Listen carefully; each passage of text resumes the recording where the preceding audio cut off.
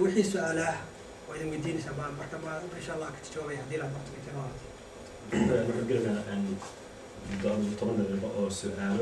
إذا جواب أمريكا وحي سؤال إن شاء الله يولاك ودينك.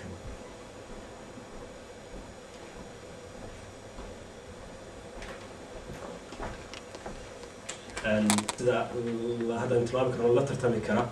نمك ولا لها مثلا إيشيانك أو كله مددلو مثل جناحسي أبو جناحس مستقبل وسيلة جناحسي كصومالي خاصة وده كان يكون والله محاك على سبحان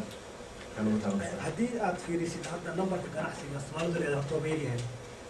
مركز الله في population يترى جناحسي هو توب يقول على جال مجال كستا دور يعتمد على تن كان تكون إنه يهاي دور كل إنه يهاي جناحسي كصومالي ده كلنا تقول يسوي يعني لو نمبر كوجو بدل وإنترنت إنترنت كان عدو حين لو منها ودن كان I think 2012 إنه وضع الإنترنت كفري نقطة ميل كستا قف كستا access ودن دربي كستا فري ونقطة دونا يعني لقيا قف كستا كمبيوترايز ميل كستا وجوه وكابل دونا إنترنت سي هذا وضع هذه الدنيا مركز سكتر هذا كان عسي هذا السؤال كتشوته مركز في ريسيت هرتوا أنت سبب وكان عسية هذه أنت هذا بدل مسمية فايدة أنت هذا بدل تايم كقف كشقي يوحى كسر على بروبوشن السماء أنت سبب أنا يسوي ده كان عسي كسي شيء ده صومالي ذكريه وأنا إيشيو مهمة أو إيشيان كان عسي قول وحو ماذا حلصوا كعي وحاجة تحلو بريك أوت مركي أي إثنيك إنكليف مركي إيشيان كل حدا أو أي ماركت كوينا وتشيستين مركز إيشيان كان عسي قول يعني أنت تارجت كان لنا الله هاي دور بقول وقف محددية هاي يجوا وترتمه يعني تشيلان فكترة كلا مرة قاركم إن إحنا قلت لاعبة ولا قدر معي أنت هتفكر لأن شيء قليل هاي هذه أوبشن تفاوي هاي كناحسي ما تقلي سيد لحد مليون أو ودك الجوجا أو يورو أو الجوجا ما دون كل الجوجا هذا دون كل كنا الله ما تا وانا ترى الصومالي وهذا أنت أمري ماليزيا وكلا أيام شركة دي صومالي يقول مع أبو قرطة بني أقواركي لو إنه كي من كندا أو بلابي وحيسمى يسا سوفت وير أو ريسك مانجمنت هي أي دياريان إلا تطبيقاتي إنجنير بقى شقيس أو سوفت وير ديفلوبر إذا كلاينت تقول إنه بنجده هو ولدوك وين معامل شو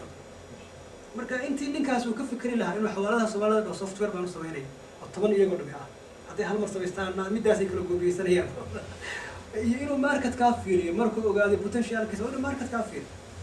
طبعا وقت قاعدة تشالنج في بدل ما باكوهي وأنا ذي شو تاسي موجودة بنادم كنا إلهي وحولها وأن ليس للإنسان إلا ما سعى موجودة قف قدي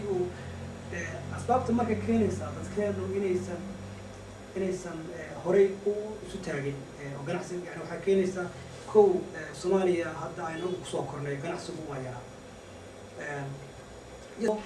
وحبرشة جناحس يقول ذلك إنه ما بلاهين وحلاقي بس تيدم أكاونت اللي هو برتو بيا جامعة دي أو كلية دقالة إكونوميكس لكن بيو بيزنس يا ماركتينج انتربرونورشيب ذلك أنا ما يصير لهاي مركا إنه عن جناحسنا عن دحلين إنتنا بدني أنا برن يلا ganacsiga aynu indhaha ku kala qaadnay Afrika oo ka duwan ka meesha yaala Afrika dimaanka iyo supply-ga mar walba dimaanka sareeya marka wax kasta ay soo qadmaya laakiin halkan dimaanka iyo supply-ga waa sameeyo qofku 10 choice buu leeyahay marka dukaanka tago 30 nooc oo orange juice ay yaalo oo kala dooran karo marka waa in ay jirto asbaab dhahaysa qofku muxuu qodanayaa midayda marka dadkeeni maadaama aysan asal ganacsiga u lahayn aysan baran وقف قاضية mentality تالي أفريقيا وأه كستا سوق كانت تدوا قد ميسا which is wrong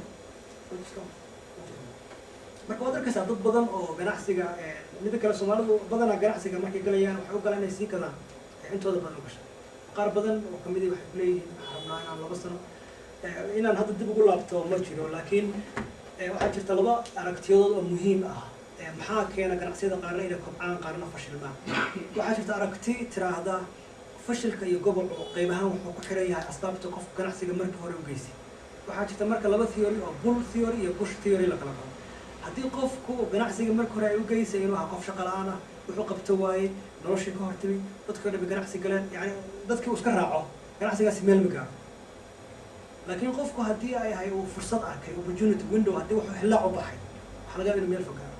marka dadkeena inta badan marka hore ganacsiga waxa u geysaa waa qof time badan shaqo la'aan ah wuxuu qabto waayay dadkii oo dhan wuxuu arkay xoogaa wuxuu wada furtay isaguna dadkii buu raacay waana tan Yurub taagan oo ilaa hadda ganacsi sii weyn lama jiro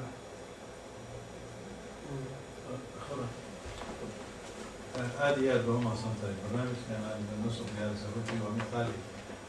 qofkii ka faa'iidaysanaya kolley waa insha allah waa barnaamij runtii faa'iido badan leh waxaan rabay inaan wax kaa weydiiyo walaalle Soomaalideena ku nool Europe markaan idhaahno ama Westernka dadkan ku nool haddii comparison la sameeyo dadkan Asianka oo naga soo reeyo hadda adiga mithaalka u soo qaadatay waxaan u malaynayaa xoogaa difference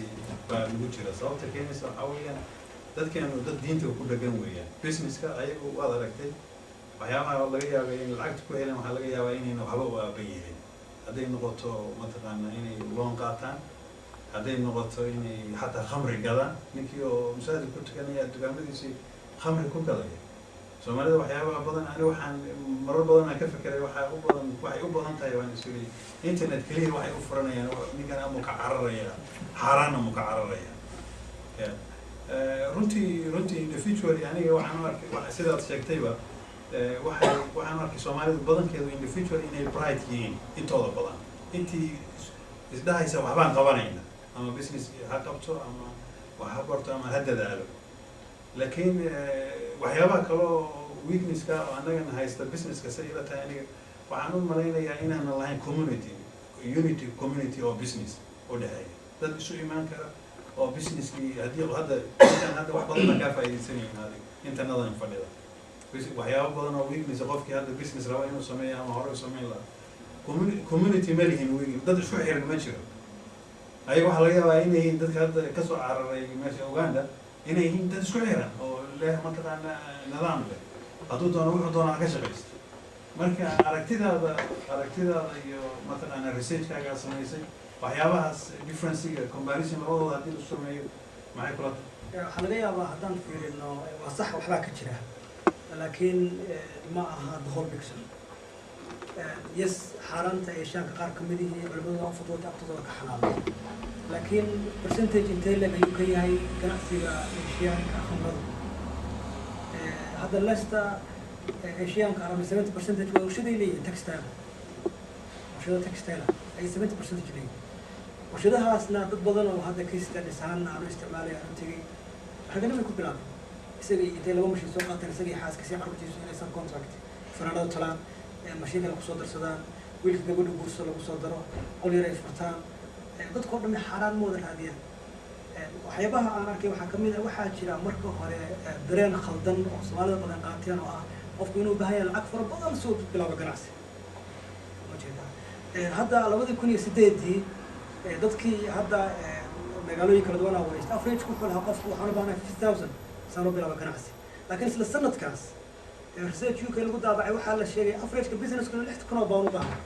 يعني زي اللي قبلها UK أفريج كل حكومة يعني small business 6,000 باوند بتقبلها Soomaalida waxay ka sheekeynayeen 3,000 pound marka hore waxa jirta qofkii hadii uu ideada marka hore si cilmiyeysan u helo oo baaritaan sameeyo waxyaabaha la ogaado waxa kamid ah through the process funding waa helaya qofkii hadda hela fikrad innovative oo tafana